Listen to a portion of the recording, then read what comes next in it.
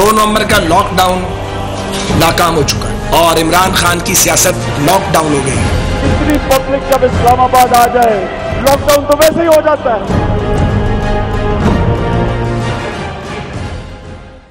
जी हाँ, तो हफ्ते भर की इंतहाई हंगामा खेज इस्लामाबाद में मैं तो जंगी कहूँगा, मैदान जंग के बाद 1 नवंबर से सुकून यानी एक हद तक पुरसुकून हुआ इस्लामाबाद और उसके इतराफ़ के इलाके।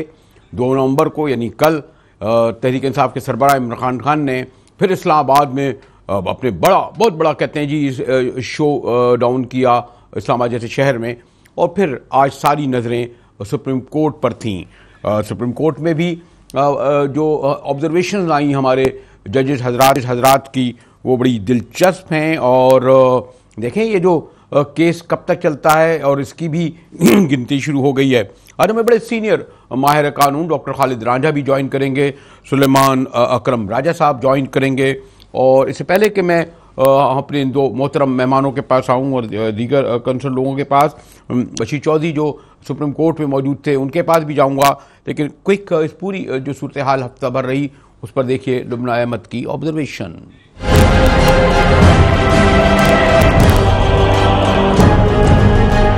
2 नवंबर का हंगामा खेज दिन गुजर गया और उससे भी हंगामा खेज सुप्रीम कोर्ट की डे बाय डे यानी रोजाना की बुनियाद पर कार्रवाई का आगाज भी हो गया। हुकूमत और तहरीक इंसाफ के दरमियान गुज़िश्ता 1 हफ्ते से इस्लामाबाद और पिंडी के अतराफ का इलाका जो मैदान जंग बना हुआ था,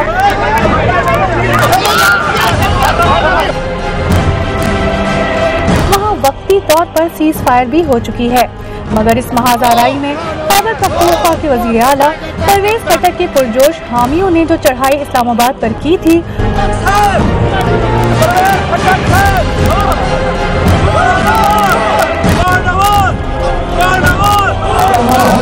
हमारा मुल्क है, हम जा रहे हैं अपने लीडर के पास, हमें रोकोगे तो हम बागी हो जाएंगे। वो जरूर उस नाजुक मकाम पर आ गई थी जहाँ से बूटों की चापें साफ सुनाई देने लगी थी कि वतन अजीज में सियासी जमातों के टकराव में जब नौबत खूनेजी बल्कि खाना जंगी तक पहुँच जाए तो फिर उसका हल पिंडी वालों की मदाखलत पर ही निकलता है। इस्लामाबाद के सियासी पंडितों का कहना है कि सूरत हाल बस लबे बाम तक पहुँच गई थी।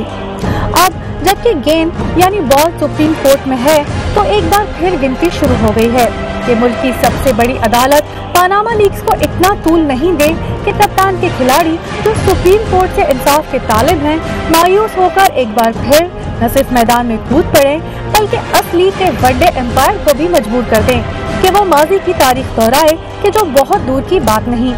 सुप्रीम कोर्ट के बाहर बयानों और अंदर दलीलों की जो झाग उड़ाई जा रही है उसमें यूं भी मुल्क की सबसे बड़ी अदालत पर और भी बड़ी जिम्मेदारी आयद हो जाती है कि वो पानामा लीक्स के चीखते चिल्लाते स्कैंडल्स को अपने मंतकी अंजाम तक पहुंचाएं। हमारा मशवरा और मुफ्त मशवरा इमरान खान साहब के लिए ये है कि अब वो कुछ सुकून लें और लोगों को अपनी अपनी जिम्मेदारियां अदा भी करने दें। 7 महीने से पैनामा की बात हो रही है और आज आके टाइम मजीद मांगा जा रहा है। माजी में सुप्रीम कोर्ट लाड़काना और मुल्तान के वज़राए आज़म को घर भेज चुकी है। सुप्रीम कोर्ट का इम्तहान और भी बढ़ जाता है कि अब मामला लाहौर के वज़ीर आज़म को घर भेजने का है। यकीनन हमारे डॉक्टर खालिद रांझा साहब, आपने ये ऑब्जर्वेशन देखी होगी। मैं आपके पास आता हूँ राजा साहब देर में, लेकिन क्विक जरा अपने नुमाइंदे बशीर चौधरी से मालूम कर लूँ जो धरना भी कवर करते रहे हैं और आज सुप्रीम कोर्ट में हैं। बशीर, आज कैसा माहौल था? Relax, tense? और हस्ब रवायत में ये देखना चाह रहा था कि जिस तरह जब हमारे चौधरी साहब की कोर्टें लगती थी और जो वो हंगाम था तो साथ में टिकर भी चलते रहते थे अंदर के। आज भी कोई यही सूरत हाल थी कि अंदर से जो है वो लोग SMS करते रहे, आप लोग अपनी खबरें बनाते रहे, क्या माहौल था? जरा क्विक बताएं बशीर चौधरी। जी मुजाहिद साहब, बिल्कुल टिकर्स का सिलसिला जो है वो अब भी जारी है और आज कमरा अदालत में सारे लोग जमा थे। 80 जमातों के सरबराहान भी मौजूद थे, हुकूमती वज़रा भी मौजूद थे और वकला अपने अपने जो है वो दलाइल दे रहे थे। सुप्रीम कोर्ट का अंदाज अगर हम बेंच की बात करें तो ज़रा जारहाना है और यूँ लग रहा था कि वो इस मामले को जल्द अज जल्द जो है वो मंतकी अंजाम तक पहुंचाना चाहते हैं, या कम अज़ कम ये ज़रूर कहा जा सकता है कि वो कमीशन के लिए जो है वो जल्दी ज़रूर कर रहे थे।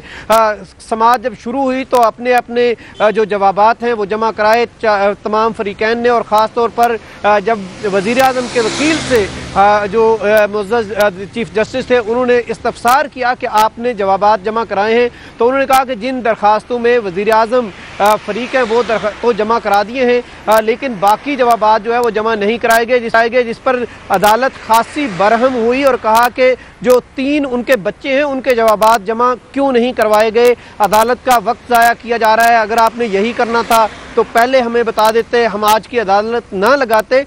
ये सारे जो रिमार्क्स हैं वो चीफ जस्टिस साहिबान और बाकी जो मुअज़्ज़ज़ जज साहिबान थे उनकी जानिब से आते रहे। इसके अलावा अदालत ने आज जो मीडिया पर कुछ सियासी रहनुमाओं के बयानात चले हैं अदालत के हवाले से, उन पर भी खासी रंजश और खासी नाराज़गी का इजहार किया, और यहाँ तक ये चीफ जस्टिस साहब के रिमार्क्स थे कि हमें अब फोहश गालियां दी जाने लगी हैं। इस पर उन्होंने जो है वो कहा कि रिस्ट्रेंट करने की ज़रूरत है, हमें हमारा काम करने दिया जाए, और उन्होंने एक बार फिर कहा कि वो इस मुकदमे को बशीर चौधरी एक लाइन, ऐसा लगता है कि ये 2 हफ्ते में लग सकते हैं, 3 हफ्ते लग सकते हैं जो आपने पास की पूरी नहीं, कब तक ये ऐसा लगता है? क्योंकि अगर बशीर बिल्कुल स्पेसिफिक क्विक, फिर मैं रांझा साहब के पास आऊं।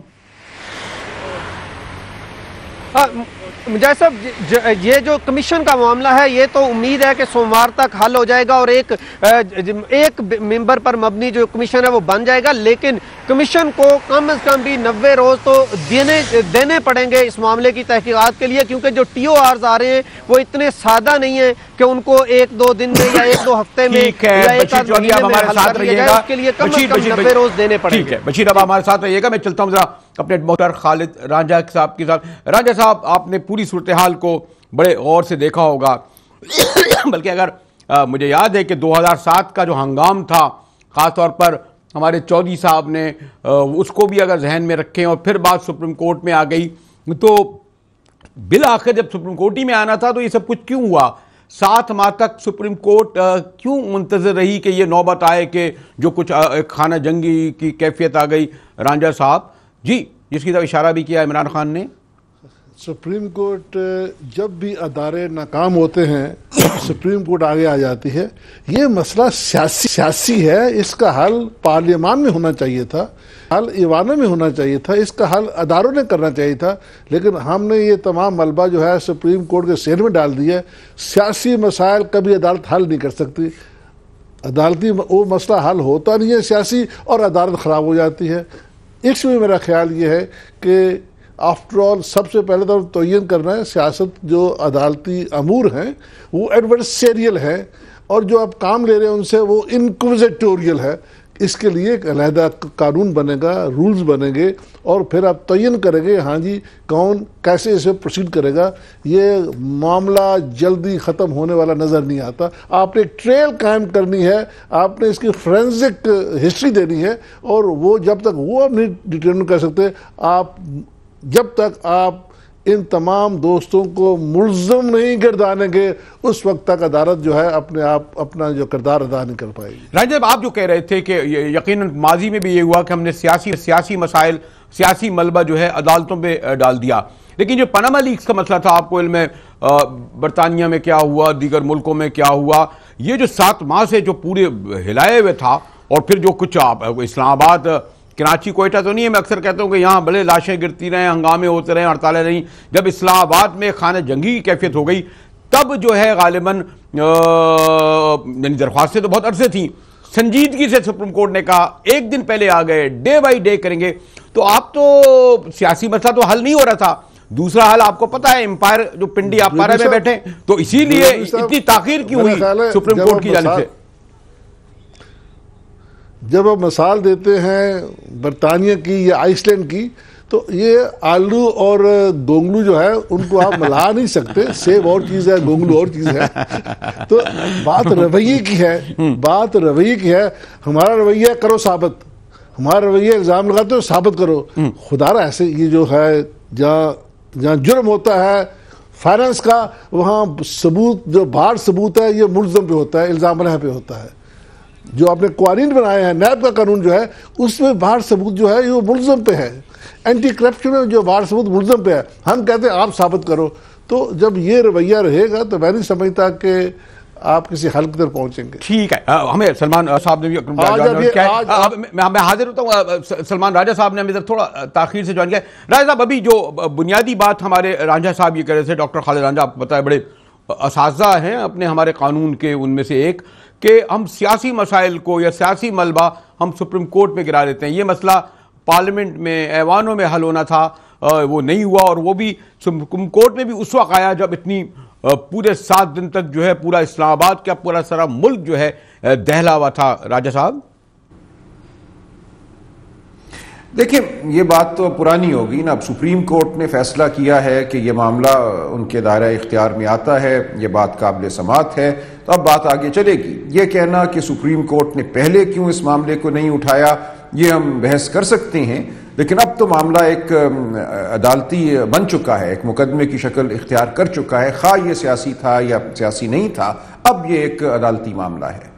अब अगर ये अदालती मामला है, लेकिन जिस तरीके से सॉरी टू से, क्योंकि जो माजी की लोग मिसालें देते हैं उसमें लोग ये कहते हैं, जिस तरह बेनज़ीर भुट्टो साहिबा के साथ हुआ, हमारे मुल्तान के गिलानी साहब के साथ हुआ, कुछ लोग ये कहते हैं कि आम तौर पर जो सॉरी टू से कोई अच्छा रिकॉर्ड नहीं है। राजा साहब, मैं कोई बहुत इशारा नहीं करूँगा हमारी अदालतों का, चौधरी साहब की अदालत का भी मैं अगर कहूँ, चौधरी कोर्टें, अब तो खैर आपने देखा कि वो अब तमाम लोग जो उनके सरकर्दगी में नाराज़न होते थे किस तरीके से उनको लानो तान कर रहे हैं। तो अदालतों का भी तो राजा साहब देखिए, ये तो हक है तारीख का, मौरख का, कि वो किसी गुजरे हुए वाक़े पे अपनी राय दे, लेकिन अब ये कहना कि अदालत इस मामले को क्यों सुन रही है, ये भी एक कानूनी नौयत की बहस की जा सकती है कि इस मामले को नहीं सुनना चाहिए अदालत को, ये खालिस्तन फौजदारी या टैक्स का मामला है और मजाज इदारे इसको सुने। लेकिन अब अदालत इसको सुन रही है, ये तनकीद अपनी जगह, लेकिन अदालत अगर सुन रही है तो एक मुकदमे का सामना करना होगा। ये तनकीद उस वक्त भी हुई थी जब हुसैन हकानी साहब के मामले में मेमो गेट में लोग अदालत में गए थे, तब भी कहा गया था कि अदालती मामला नहीं बनना चाहिए, लेकिन वो बना। तो अब एक तारीख हमारी है, यहाँ पे बात एक हवाले से बहुत मुख्तसर है। बात सिर्फ इतनी है कि एक इल्ज़ाम लगा है, उस इल्ज़ाम के जवाब में कोई दस्तावेजी सबूत, कोई सफाई है या नहीं है, या अपनी एक तकनीकी डिफेंस लेनी है कि यह मामला दायरा इख्तियार में नहीं, वो बज़ाहिर अब नहीं ली जा रही, अदालत के इख्तियार समात को चैलेंज नहीं किया जा रहा। जब ऐसी सूरत है तो फिर अब अदालत के सामने कुछ मौक़िफ़ अपनाना होगा। जायदाद के हवाले से, पैसों की तरसील के हवाले से अदालत मुतमईन होती है तो बहुत अच्छा, सब सुरखरू हो जाएंगे। अदालत मुतमईन नहीं होती तो फिर हम बहस करेंगे कि क्या ये सियासी नौयत का फैसला है या नहीं है। बुनियादी सवाल आएगा, लेकिन मैं उससे पहले ब्रेक ले लूँ। मतलब ये कि जो TROs थे वो तो पॉलिटिकल पार्टीज ने तय किए, हमारे रांझा साहब और राजा साहब। अब सुप्रीम कोर्ट इस बात का तयन करेगी कि इस पार्टी की तरफ से दिए हुए TROs दुरुस्त, उस पार्टी की तरफ से दुरुस्त नहीं, या इनमें तरमीम। ये कोई शायद इतना आसान नहीं हो कि अपोजिशन अपने TROs पर, चौधरी अतरा हसन और दीगर लोग मैंने देखा किस तरीके से डटे हुए हैं। देखना यह है कि हुकूमत इस पे पीछे हटेगी या नहीं। उनके अपने TROs हैं, वो 4 नाम दे देंगे इनके। तो ये जो मामला, जो पॉलिटिकल मसला जो रांझा साहब कह रहे थे, और सॉरी टू से राजा साहब, हम यही देख रहे हैं कि उसको फिर एक बार मुश्किल में डाल दिया है सुप्रीम कोर्ट के जजों को। चलते हैं एक ब्रेक की तरफ, उसके बाद आते हैं।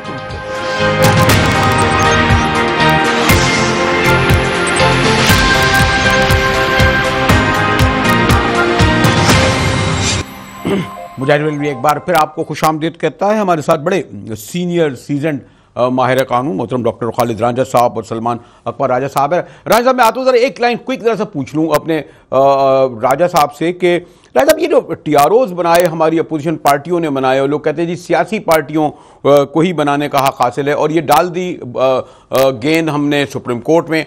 अब वो तयन करेंगे कि ये TROs होंगे, कमीशन बनेगा, उसके ही हवाले करेंगे। थोड़ा सा मुझे स्पेसिफिक प्रोसीजर बता सकेंगे राजा साहब, फिर मैं राजा साहब की तरफ आऊँ। देखिए, अगर तो अदालत एक कमीशन बनाती है तो अदालत राय ले सकती है लोगों से कि उस कमीशन का दायरा इख्तियार क्या होना चाहिए, जिसको हम TORs कह रहे हैं, किस चीज़ को उस कमीशन को जांचना है। लेकिन अदालत जाहिर है सुप्रीम कोर्ट ऑफ पाकिस्तान किसी के मातहत नहीं है। तो पहला सवाल तो यह है कि क्या कमीशन बनना चाहिए। माजी में बने हैं कमीशन, और जब भी कमीशन बने हैं उनके दायरा इख्तियार का तयन अदालत ने खुद अपने फैसलों के जरिए किया है। जब तक तो मामला पार्लियामेंट में था, सियासी मैदान में था, पार्टियां आज़ाद थी कि एक दूसरे से गुफ्तशुनीद करें, अपने अपने TORs पेश करें। लेकिन अब जब अदालत ने मामले को उठा लिया है तो अब अदालत किसी के ताबे नहीं है। अब अदालत ने यह देखना है कि एक मामला उसके सामने आया है कि क्या ये प्रॉपर्टियां किसी तरह से नाजायज इख्तियारात का इस्तेमाल करके हासिल की गई हैं, पैसा जो है वो नाजायज तरीके से हासिल हुआ है या नहीं हुआ। एक आसान सवाल है जो सामने रखा जाएगा प्रॉपर्टियों के जो मालिकान हैं कि आप बताइए कि क्या ये आपकी प्रॉपर्टी है और आपने इसको कैसे हासिल किया। अगर तो वो कहते हैं ये प्रॉपर्टी हमारी है ही नहीं, मामला खत्म हो जाएगा, फिर तहकीक तफ्तीश करता रहे कमीशन, पैनामा जाए, वहां उनको कुछ नहीं मिलेगा, राजदारी के कवानीन है, वो एक मुकम्मल दीवार की शक्ल में उनके सामने खड़े हो जाएंगे। तो फिर आप जो मर्जी TORs बनाएं, वो अदालत बनाए, वो सियासी पार्टियां बनाएं। लेकिन अगर इकरार होता है कि ये प्रॉपर्टी हमारी है तो फिर यकीनन पैसे की तरसील के हवाले से भी कोई मौक़िफ़ अपनाया जाएगा। और लोग अगर सुरखरू होकर अदालत से बाहर आते हैं तो हमारे सियासी निज़ाम के लिए इससे बेहतर कोई बात नहीं हो सकती। अब मामला आगे बढ़ गया है। अब सुप्रीम कोर्ट पे तनकीद या उनके इस मामले को समाअत के लिए कबूल करने की जो बात है वो हम बहस कर सकते हैं, लेकिन सरेदस्त मामला अब यह है कि अदालत के सामने क्या हो रहा है और क्या मौक़िफ़ अपनाया जाएगा। राजा साहब, मेरे ख्याल ज़रूरत नहीं है इतने अच्छे मुदल्लिल अंदाज में राजा साहब ने थोड़ी इसकी वजाहत की। अब आप इसकी वो वैसे भी कह रहे हैं बहुत आसान सादा बात है, ये तो मिलियन करोड़ों अरबों रुपए का मामला है। अगर पाउंडों और डॉलरों को कन्वर्ट पाकिस्तानी रुपए में कहा जाए तो जी राजा साहब। मेरा ख्याल है इसमें इतनी रॉकेट साइंस नहीं है। आपको लीक के जरिए इंफॉर्मेशन आ गई है कि फलां के पास इतने पैसे हैं, उसे बुला के पूछते हैं। जितने भी फिस्कल लॉज हैं तमाम में बर्डन ऑफ प्रूफ जो है ये इल्ज़ाम लह पे होता है। आपका नैब लॉ है, एंटी करप्शन लॉज है, इसके अलावा ये कानून काम चल नहीं सकता। तो लिहाजा मैं समझता हूँ कि जो आपने ग्लीन किया है लीक से उसको सामने रख लें और पूछ लें जी हाँ जी इसको आप क्या कहते हैं। नहीं वो तो सामने एक तो ये बात भी तो आ रही है ना, उन्होंने कहा है कि डिस्चार्ज करना पड़ेगा। अच्छा नहीं, वो जो ये कहते हैं कि जो मरियम है इस बर्डन को डिस्चार्ज करना पड़ेगा। किस बर्डन को, मतलब किस तरह? ये जो इल्जाम आ गया है या तो इस इल्जाम को हम कहें हाँ जी मेरे पे, जैसे राय साहब ने बड़ी अच्छी बात की, हाँ जी ये मेरे हैं। अगर मेरे नहीं है तो फिर आप ये क्यों ये हम कर रहे हैं? वो तो कह रहे नहीं है हमारे, हमने वो तो कह रहे नहीं है हमारे। कभी सरेमल हमारा था, कभी हमारा नहीं था। कभी जो हार है हमारा है, कभी नहीं है। कभी आप जो आपके जो अटॉर्नी जनरल कहते हैं मैं लिखूंगा, कभी नहीं लिखूंगा। तो ये माजी में होता रहा है। आज हमको रातों रात बदल नहीं गए, हमारे रवैये वही हैं जो पहले थे। नहीं लेकिन उसमें मतलब प्राइम मिनिस्टर का तो ऑन रिकॉर्ड है कि जनाब पनामा पेपर में अव्वल तो वो कहते मेरा नाम ही नहीं है। फिर जब ये कहा गया कि सुप्रीम कोर्ट ने कहा ना कि मरियम, हसन और हुसैन जवाब पीर तक दाखिल करने, उन्हें मोहलत कहा मैं मजीद 7 दिन दे दें। अब उन्होंने कहा 3 दिन में। अब वो तो कहेंगे जवाब, वो कहते हैं अगर जवाब नहीं देंगे तो इसका मतलब ये कि इल्जामात साबित हो गए। तो क्या जवाब देंगे? मतलब जवाब यही देंगे ना कि नहीं साहब ये हमारा नहीं है, तो फिर क्या केस वहां खत्म हो जाएगा? हर चीज की इसको ना देखें तकनीकी अंदाज में, इसको मॉरल अंदाज में देखें। माजी में हमने चीफ जस्टिस के बेटे को माफ किया, उसने लाख आपके सामने तावीलें आई, लेकिन it's a case of perception.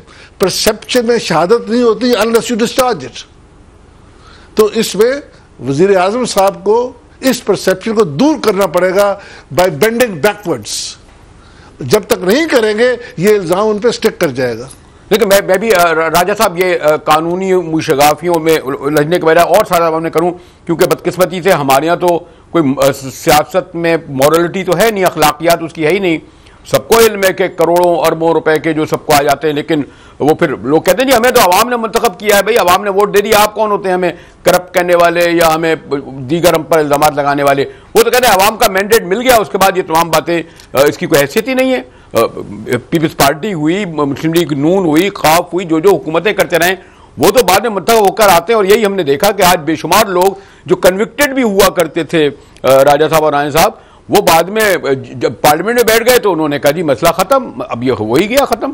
तो अदालतें भले उन लोगों को पास में करा देती रहे, आपको हमें नहीं पता कि क्या क्या जरदारी साहब पर क्या क्या नहीं लगाए गए, इसी तरह शरीफों में नहीं लगाए गए। राजा साहब जो रविश को हमने उसी तरह आगे चला, राजा साहब एक मिनट में राजा साहब फिर आता हूं आपके जी, सॉरी जी राजा साहब। देखिए अब हमने फैसला करना है कि आप बात जी सुलेमान, सॉरी जी सलमान राजा साहब जी, अब हमने जी बरेली साहब, हमने अब ये फैसला करना है कि जो पिछली रविश थी उसी को हमने आगे चलाना है या बात मुख्तलिफ होगी। अब ज़माना बदल चुका है, मीडिया का एक दौर है, अब जो सियासी एक जमात भी बहुत बरसरे बेकार है, तो बात दब नहीं रही। अगर तो दब गई होती तो ठीक था। तब सुप्रीम कोर्ट के लिए मुमकिन नहीं है कि इस बात को वो दबा दे, मट्टी डाले और आगे चला जाए। अब पूरी कौम की नजरें हैं और हर लम्हा ये बात जो है हमारे सामने है। तो मैं नहीं समझता कि माजी की तरह अब ये होगा कि इसको हम पसे पुष्ट डाल के आगे चले जाएं। कोई ना कोई इसका क्लोजर हमें चाहिए। इस बात को अब किसी हवाले से खत्म होना है और एक शफाफियत से खत्म होना है। सलमान साहब एक मिनट क्विक तरह, मुझे हामिद खान साहब ने ज्वाइन किया, जरा उनसे ये मालूम कर लूं, मसरूफ थे। खान साहब आज आप बहरहाल एक फरीक तो हैं, आज जिस तरीके से तय हुआ है कुछ इब्तदाई बातें पहले दिन, उससे आप मुतमईन हैं? और दूसरे मैंने एक सवाल भी उठाया था हमारे खालिद राजा साहब और सलमान राजा साहब के बाद कि जो TROs हैं वो तो सियासी पार्टियां तय किए थे, डिस्कस किए थे, अब आपने सुप्रीम कोर्ट को दे दिए, वो एक कमीशन बनाएगा, वही TRO उनको दे देगा, तो और वो एक्सेप्टेबल होंगे, कुछ आपके होंगे कुछ उनके होंगे, थोड़ा सा इबहाम है मोहतरम हामिद खान साहब। देखिए वो तो अदालत में बनाने हैं, फाइनली हमने तो प्रपोज वही करने हैं ना, और उसमें मैंने अपनी पार्टी की तरफ से जो हमने अभी स्पेसिफिक जो वो भी आज दे दिए हैं, और जो ज्वाइंट अपोजिशन के बनाए गए थे अप्रैल में, उनकी भी कॉपी दे दी है असिस्टेंस ऑफ द कोर्ट के लिए। उन्होंने तो आज मेरे नजदीक कभी जमा ही नहीं कराया है अभी तक गवर्नमेंट ने, और इसलिए जो कुछ भी है अल्टीमेटली तो उनको सेटल जो है वो कोर्ट ने ही करना है कि इनमें से कौन से वो जो हमारे प्रपोज्ड यूआर्स हैं उनको वो अडॉप्ट करते हैं। आज तक क्या शरीफ हुकूमत ने या माजी में या उससे पहले कभी कोई एक्सेप्ट किए हैं सुप्रीम कोर्ट के जो फैसले हुए हैं या ऑब्जर्वेशन है हामिद खान साहब? देखिए ना, आज भी उन्होंने 3 फ्री कैंप की तरफ से तो जमा कराया है, जवाब 3 की तरफ से नहीं कराया, उसके लिए फिर टाइम मांगना, हालांकि उनको बता दिया था कि 2 दिन मिल रहे हैं, उससे ज्यादा नहीं मिलेंगे, तो वो हर सूरत लेतोलाल से तो काम लेते ही है ना।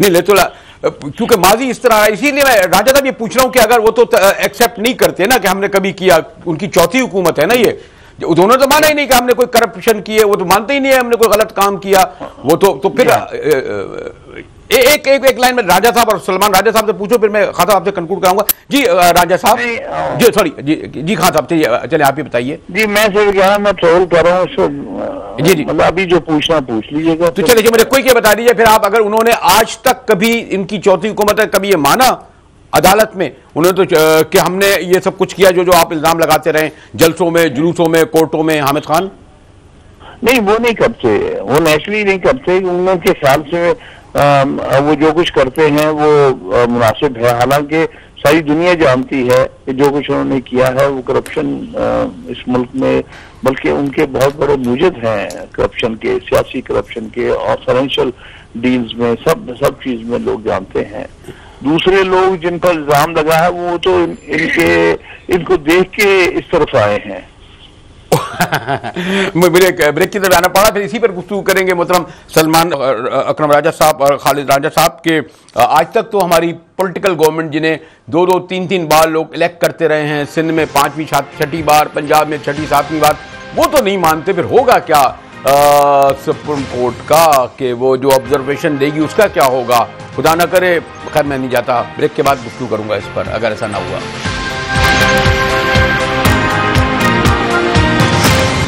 मुजाहिद एक बार आपको फिर खुश आमदीद कहता है मोहतरम हमारे सलमान अकरम राजा साहब और खालिद रांझा साहब मौजूद हैं।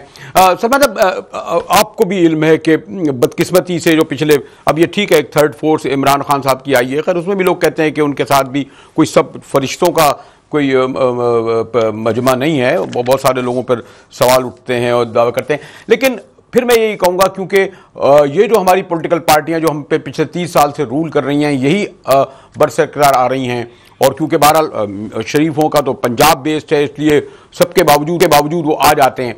तो अगर ये आज सुप्रीम कोर्ट अगर फैसला, अव्वल तो मुझे लग रहा है ना कि क्योंकि यहाँ हमले भी हो चुके हैं, फिर हमारी बेनजीर साहिबा भी कहते रही लाड़काना का वज़ीर आज़म, फला का लाहौर का वज़ीर आज़म, मुल्तान का, ये सब कैंगरो कोड, ये सब कुछ होता रहा है। इसलिए मुझे आपके ख्याल में ये बुनियादी सवाल ये है कि जो सियासी मसाइल को जब कोर्टों में डाला जाता है तो हमारे यहाँ वो हमने सुलझते हुए देखे नहीं मसाइल, बहुत कम मिसालें हैं। अगर मैं आप जैसे सीनियर रांझा साहब से पूछूं कोई बताएं कि जिसके बाद सुप्रीम कोर्ट ने कोई मसला हल, कुछ हमूद रहमान कमीशन देख लीजिए, बेशुमार कमीशन देख लीजिए, अब कहाँ कहाँ बेचारे वो दफ्तरों में पड़े हुए हैं मोहतरम राजा साहब। देखिए इसका मवाजना आप हमूद रहमान कमीशन से नहीं कर सकते, वो तो एक मामला मैंने ऐसे लिया और भी कमीशन का मामला था। मैं अर्ज करूं, देखिए यहां जो मामला है अगर इसको हम ठंडे जहन से और ठंडे दिल से देखें, मामूली है। दुनिया के तकरीबन तमाम ममालिक में या बेशतर ममालिक में ऐसे इदारे हैं जिन पे तफ्तीश के लिए एतबार किया जा सकता है, जो खुद तफ्तीश करके एक मामूली से फौजदारी या टैक्स के मामले को हल कर सकते हैं। हमने ये देखा कि पिछले 7-8 महीने से हमारा तमाम तर जो निज़ाम है वो मफलूज नजर आया या बेबस नजर आया। इस पूरे निज़ाम के हर इदारे ने यह कह दिया कि हम कुछ भी नहीं कर सकते, ये मामला हमारी दस्तरस से। ऐसी सूरत में सुप्रीम कोर्ट ने यह फैसला किया कि हम इसको देखेंगे। सुप्रीम कोर्ट को आईने पाकिस्तान ये कहता है कि वो मुकम्मल इंसाफ करने का मजाज इदारा है, उसके पास हर वो ताकत है जो जरूरी हो इंसाफ करने के लिए। अब फैसला सुप्रीम कोर्ट को यही करना था कि क्या हम इस मामले को उठाएं। मामला सिर्फ इतना ही है कि क्या कोई गैर कानूनी पैसे का इस्तेमाल हुआ है उन अफराद के हाथों जो ताकत में रहे हैं या ताकत में हैं। अब इसकी तफ्तीश आमतौर पे तो किसी नैब किस्म के इदारे को करनी चाहिए या एफबीआर को करनी चाहिए थी, उन्होंने चूंकि नहीं की तो सवाल उठा कि अब कौन इस मामले को देखे। सुप्रीम कोर्ट आगे आई है, सुप्रीम कोर्ट ने अब इस मामले को उठा लिया है।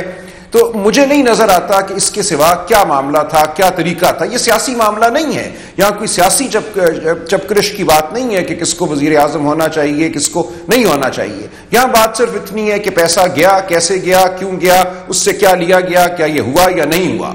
यह एक मामूली सी फौजदारी तफ्तीश का मामला है दर हकीकत, जो कि अब सुप्रीम कोर्ट को करना पड़ रही है क्योंकि कोई और इदारा यह काम करने के लिए इस मुल्क में तैयार नहीं था। खालिद रांझा साहब, करप्शन तो एक सियासी मसला है ना, जो हमारे सियासतदान नहीं मानते, जो हमारे हुक्मरान नहीं मानते, जो आज तक अगर साबित, अगर हमने जितनी भी रिपोर्टें, इन्वेस्टिगेशन सब कुछ किया उसके बावजूद वो नहीं मानते, तो अगर ये आपने हमारे मौजूदा चीफ जस्टिस के जिम्मे ये डाल दिया कि आप तय कर दें तमाम पिछले 30 साल के करप्शन के मामला, तो कैसे करेंगी रांझा साहब?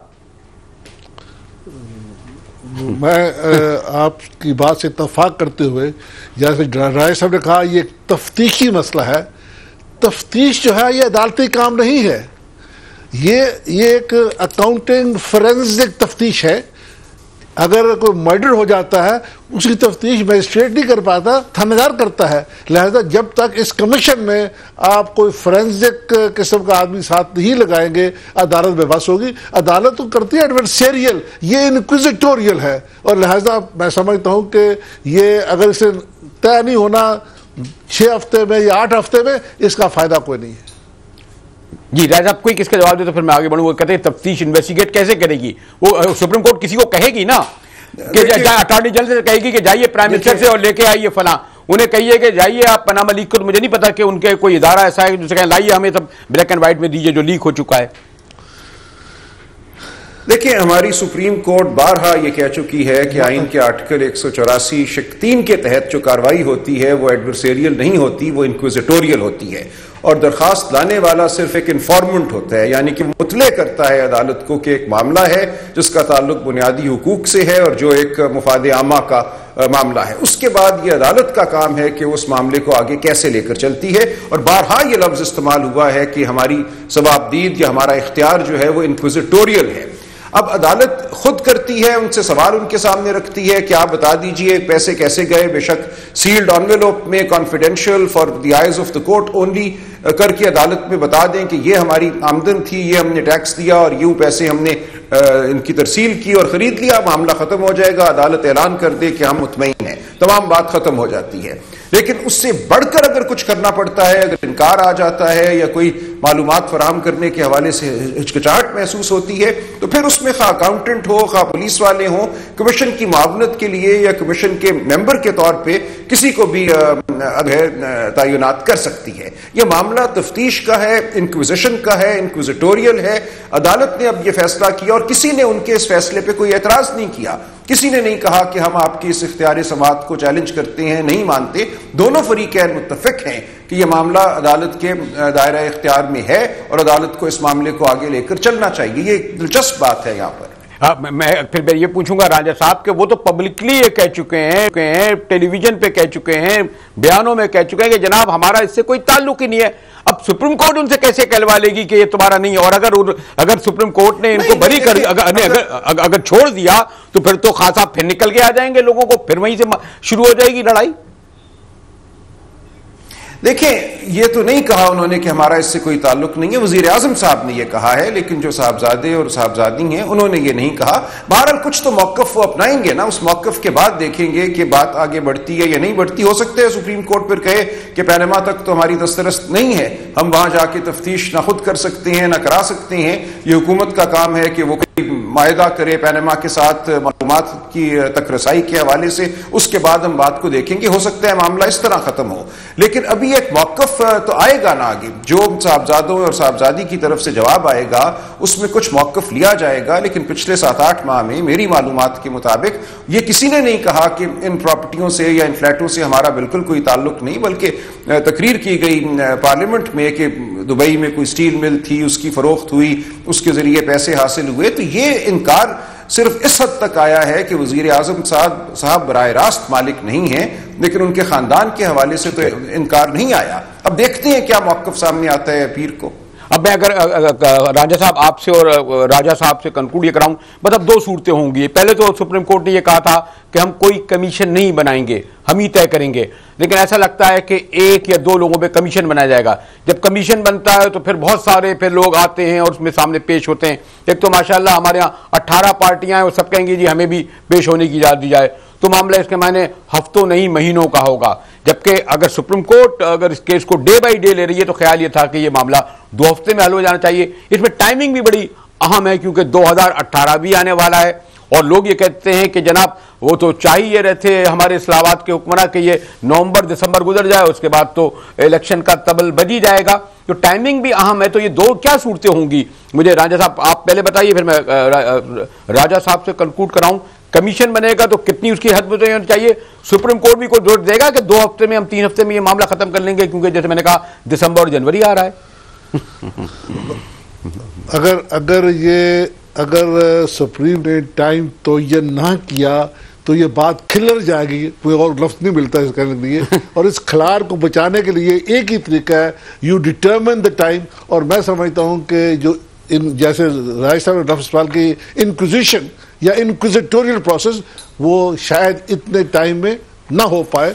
और जब तक आप इसको डिटर्मिन नहीं करते कि हाँ जी ये 31 सितंबर से पहले हो जाएगा, तो फिर तो इसमें there is meat in it and there are teeth in it. तो उसके अलावा देखना ये जो आपका नैब लॉज है, एक मिनट, जो नैब लॉज है उसमें अगर मुझ पे इल्जाम है करप्शन का, तो कहते हैं हाँ जी मेरे किन किन बच्चों में खानदान किन किन फर्द के नाम क्या प्रॉपर्टी है, it's all attribute to me. तो इस लिहाज से जब आप गिरेंगे तो सिर्फ वजीर आजम साहब कह रहे हैं कि हाँ जी मेरा तो कोई तल्लक नहीं, ये बात नहीं आती इन फिस्कल लॉज जहां करप्शन की बात हो रही होती है। नहीं, लेकिन मुझे बताएं कि अगर कमीशन कायम करते हैं, आप ये कह रहे हैं कि सुप्रीम कोर्ट किसे डेट देगी? खुद अगर करेगी तब भी वो तयन करेगी ना, मैं 2 हफ्ते में ये केस निपटा दूं। हमारे यहाँ तो बरसों लग जाते हैं जनाब, कोई महीनों का भी मसला नहीं होता, पता नहीं लाखों की तादाद में केस हैं, और फिर हमारे यहाँ कन्विक्शन तो उससे भी ज्यादा कम है, शायद 1-2-3% लोग कहते हैं। राजा साहब, तो फिर कमीशन पे जाएगा या सुप्रीम कोर्ट खुद हल करेगा? कमीशन पे जाएगा तो जो है, मैं बड़े अदब से कहता हूं, ये मसला जो है बड़े अदब से कहता हूं, it is not susceptible of countenancing delay. अगर डिले होगी तो हम कहेंगे हाँ जी इट्स डिनाइड। इस लिहाज से इस मुकदमे को बिलखसूस देखिएगा इन द पर्सपेक्टिव कि कितनी जल्दी हो सकता है। अगर इसको आम तनाजुर में लेंगे तो it will be denial of justice. मैं अगर राजा साहब मैं इस तरह कहूं, जो मैंने आपसे कहा, क्या पीर को फिर सुप्रीम कोर्ट ये फैसला करेगा, यानी इस बात की गुंजाइश है कि वो कमीशन कायम करें और फिर कमीशन को उनको 4-5 जो टारगेट है वो दें, और उनको फिर टाइम भी दें कि आपको 30 या 45 दिन में ये पूरा करना है, या फिर सुप्रीम कोर्ट खुद इसको लेकर चलेगी? राजा साहब, सुप्रीम कोर्ट, देखिए सुप्रीम कोर्ट अपनी निगहदाश्त तो रखेगी। अगर कमीशन भी है तो सुप्रीम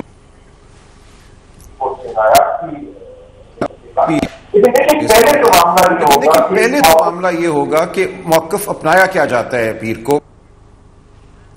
अगर तो वो एक मुकम्मल एक तो मामला खत्म हो सकता है। लेकिन अगर वो ये कहते हैं कि हम नहीं बताएंगे, अच्छा, वो अगर कहते हैं कि हम नहीं बताएंगे फिर क्या होगा? इनकार, हाँ, अब हम नहीं बताएंगे तो फिर उसके बाद आप, मैं, कौम, हम सब कुछ ना कुछ नताइज अपने जहनों में तो अखज़ कर लेंगे। वो अखलाकी नौयत के नताइज होंगे, वो सियासी नौयत के होंगे।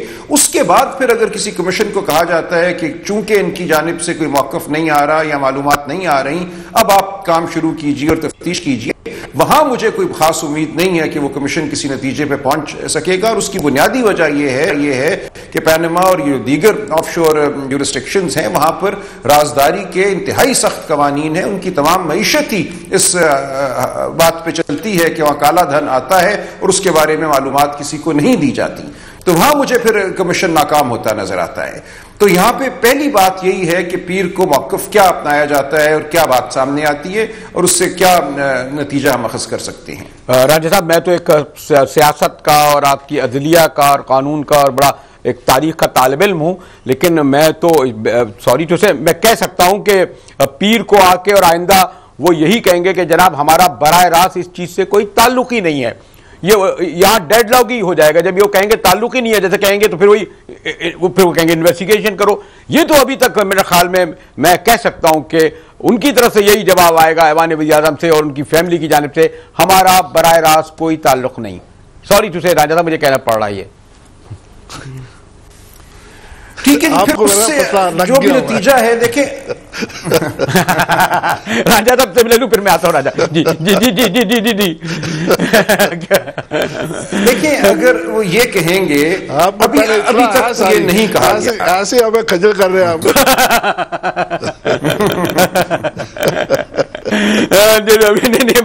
नहीं, मैं तो आप जैसे यानी राजा साहब और राजा साहब के मुझे तो बड़ा अजीब सा लग रहा था कि कहीं जनाब ये कहें कि जनाब आपको ये सवाल भी आपने तो बड़ी, जब इन जैसे लोग बड़े, जो मैंने कहा ना कानून के और जो इनका है इसलिए हमारे सवाल करना भी बड़ा मुश्किल होता है। लेकिन ये मैंने ऐसी अपनी ऑब्जर्वेशन इसलिए दे दी कि थोड़ी सी हिस्ट्री जो हमारे सामने है वो तो यही कहती है। और चलिए गुफ्तगू जारी है, अभी तो केस चलेगा। मैं राजा साहब आपका और राजा साहब शुक्रिया अदा करता हूं कि आप हमारे तशरीफ लाए। के बहरहाल एक और बड़ा सानिया हुआ है, आज 2 ट्रेनें टकरा गई हमारे शहर में और कहा यही गया कि जी वजीर जो है वो उधर इस्लामाबाद में कोर्टों में रहे, जो बेचारे जान देते रहे अस्पतालों में और ट्रेनों के दरमियान, उनको पूछगिछ नहीं हुई। इस पर गुफ्तगू करेंगे ब्रेक के बाद।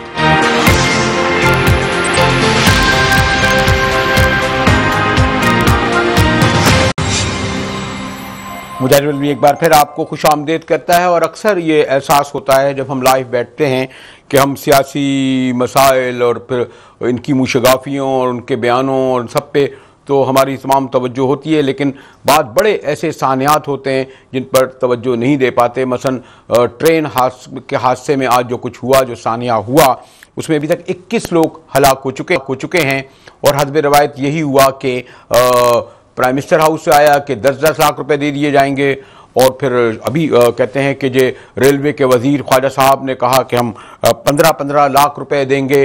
फिर जो यहाँ क्योंकि सिंध में वाक़या हुआ था इसलिए हमारी जो पीपल्स पार्टी की क़यादत थी उसने जिम्मेदारी वफाकी रेलवे पे डाल दी। लेकिन ये जो रेलवे का सानिया हुआ है और जिस तरह मैंने कहा कि ये इससे पहले भी होते रहे, आज तक ये मालूम नहीं होता, इन्वेस्टिगेट नहीं होता, असबाब नहीं मालूम किए जाते। और जिस तरह चाहे इस तरह के हादसा सानियात, बल्कि बसों के भी हमने देखे सिंध में बड़े वाक़यात हुए और 30, 40, 50 अभी मैं कुछ और जगह भी सुन रहा था। लेकिन कोई सिवाय इसके कि हुकूमत की जानिब से 10-10 लाख 15-15 लाख लोग आ जाएं, वरना हमने महज़ब मुतमद्दन मुल्कों में देखा है कि जब इस तरह का कोई सानिया हो तो मुतल्लिका वजारत का वजीर सबसे पहले रिज़ाइन देता है, उसकी जिम्मेदारी कबूल करता है। मैं कोई सियासी बात उस तरह उन हवाले से नहीं कहना चाहता कि वो कोई और ज़बान लगे, लेकिन मुझे हैरत और अफसोस हुआ कि हमारे मिनिस्टर रेलवे जो थे वो इस दौरान वहाँ बैठे हुए इसी इशू को जो था जिसका जवाब देने के लिए ख्वाजा आसिफ भी थे, दानियाल अजीज भी थे, बेशुमार लोग थे, उन्हें रहने देते और फौरी तौर पर जो है वो जाए हादसा पर पहुँचते। और ये ठीक है कि उन्होंने जो पैसों का ऐलान किया, खैर वैसे तो आपको इल्म है कि एक घर से कोई गुजर जाए तो उसका इजाला महज पैसों से नहीं होता। ये जो वाक़या सामने हुआ जो कुछ मजबूरी तौर पर इस वक्त हमारी रेलवे का हाल है, कभी कभी मुझे जाने का इत्तफाक हुआ है, तो मैं निसार खोड़ा साहब से मालूम करना चाहता हूँ, सीनियर मिनिस्टर हैं। खोड़ा साहब, आज जो वाक़या सानिया हुआ वही 10-10 लाख का ऐलान हुआ और सॉरी टू से मुझे कहना पड़ेगा कि मिनिस्टर रेलवे जो है वो तो जनाब सुप्रीम कोर्ट में थे और ये होता रहा। ये रवैया क्या है खोड़ो साहब?